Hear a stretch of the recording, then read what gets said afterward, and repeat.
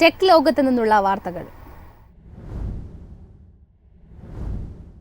അദാനി ഗ്രൂപ്പുമായി പങ്കാളിത്തം പ്രഖ്യാപിച്ച് ഗൂഗിൾ. ഗുജറാത്തിൽ 61 മെഗാവാട്ട് സോളാർ വിൻഡ് ഹൈബ്രിഡ് പദ്ധതി വികസിപ്പിക്കുകയാണ് ലക്ഷ്യം. ഗൂഗിൾ ഇന്ത്യയിലെ ഡീകാർബണൈസേഷൻ പദ്ധതികൾ വികസിപ്പിക്കുന്നതിനായി അദാനി ഗ്രൂപ്പുമായി പങ്കാളിത്തം പ്രഖ്യാപിച്ചു.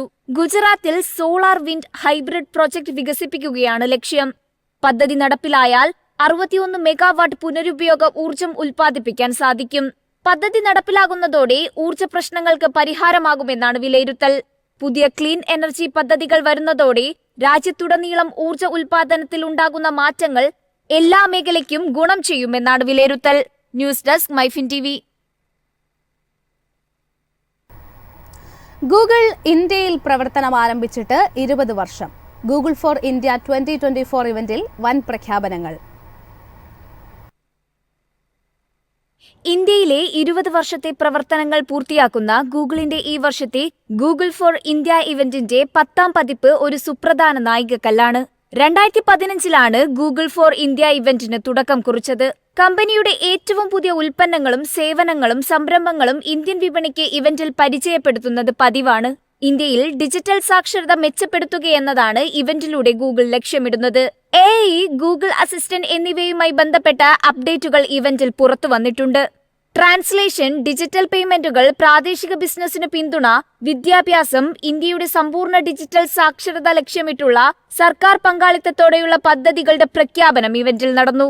കൂടാതെ പിക്സൽ 9 സ്മാർട്ട് ഫോണുകളുടെ പ്രാദേശിക ഉൽപാദനവുമായി ബന്ധപ്പെട്ട പ്രഖ്യാപനവും ഉണ്ടായി.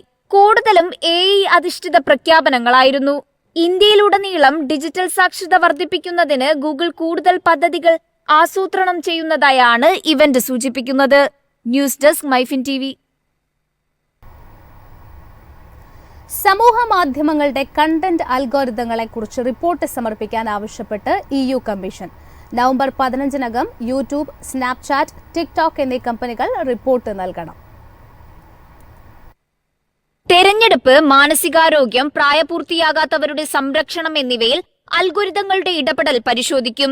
പ്ലാറ്റ്ഫോമുകൾ ഇത്തരം അപകട സാധ്യതകൾ വർദ്ധിപ്പിക്കുന്നതിലും വിശദീകരണം ആവശ്യപ്പെട്ടിട്ടുണ്ട്. ഉപയോക്താക്കൾക്ക് കണ്ടന്റ് നിർദ്ദേശിക്കുന്നതിൽ അൽഗോരിതം ഉപയോഗിക്കുന്ന പാരാമീറ്ററുകളെ കുറിച്ചും വ്യക്തമാക്കണം.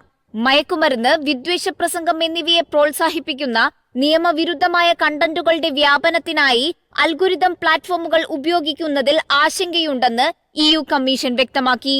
റിപ്പോർട്ട് ലഭിച്ചതിനു ശേഷം പിഴ ഉൾപ്പെടെയുള്ള നടപടികളിലേക്ക് കമ്മീഷൻ നീങ്ങും. News desk MyFin TV. Apple made in India എയർപോഡുകൾ നിർമ്മിക്കും. ഐഫോണുകൾ ഇന്ത്യയിൽ ഉൽപ്പാദിപ്പിക്കാൻ തുടങ്ങിയതിന് പിന്നാലെയാണ് ഈ നീക്കം.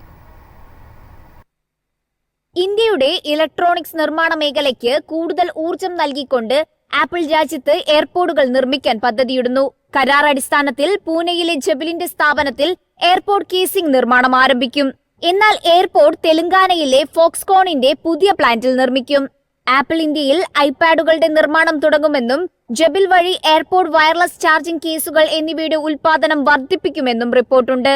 കൂടാതെ അടുത്ത വർഷം മുതൽ ആപ്പിൾ ഇന്ത്യയിൽ TWS എയർപോഡിന്റെ ഉൽപാദനം ആരംഭിക്കും. ചൈനയിലേക്കും വിയറ്റ്നാമിലേക്കും കയറ്റുമതി ചെയ്യുന്ന വയർലെസ് ചാർജിംഗ് കേസുകളുടെ ഭാഗങ്ങളും നിർമ്മിക്കും. News desk MyFin TV.